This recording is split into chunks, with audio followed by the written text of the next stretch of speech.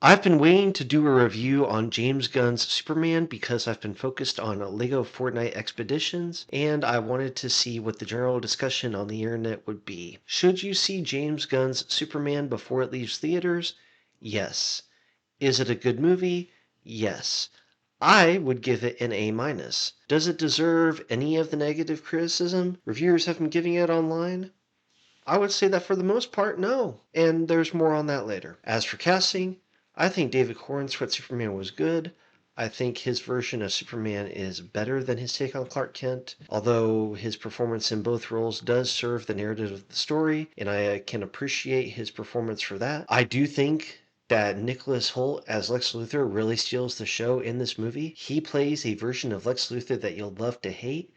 I would put him at the top of the list of Lex Luthors when it comes to live action movies, similar to how I would put Michael Rosenbaum at the top of Lex Luthors when it comes to live action TV. Though I would have liked to have seen more of Rachel Brosnahan in the movie as Lois Lane, and I think that she and Superman could have gotten a bit more time together. I do think that she played the role well, and I'm grateful that in the movie they avoided some of the overdone, worn out, weary tropes that we're so used to seeing between her and Superman. They actually did their best to do something fresh, and I think that they succeeded. We've seen some of it in the trailers. I know that that stuff has gotten mixed reviews. I think that the movie really puts it into context, and that in the movie it works really well. Now, when it comes to Skylar Gizondo's Jimmy Olsen, it was a fresh take on the character. I think it was a missed opportunity for him to be a comedic character, but I think that it was a well-intentioned original idea and probably something that Jimmy Olsen deserves a little bit more of when it comes to his portrayal in media overall. I do think that he and Superman should have gotten some more time together. The Justice Gang was a welcome surprise. Their presence really took the time to show how Superman is different from other heroes in his universe, and I hope that we get a proper Terrifics movie because of them. Now, when it comes to the negative reviews, I think that many of them are undeserved. For instance, Nerdrotic, who is someone I'm subscribed to and have agreed with on many of his points when it comes to movies and shows, says that in this movie stuff happens just to happen and that it's a constant string of and thens. As someone who's taken the time to study story structure and who values cause and effect in my own writings, I can say that logic is used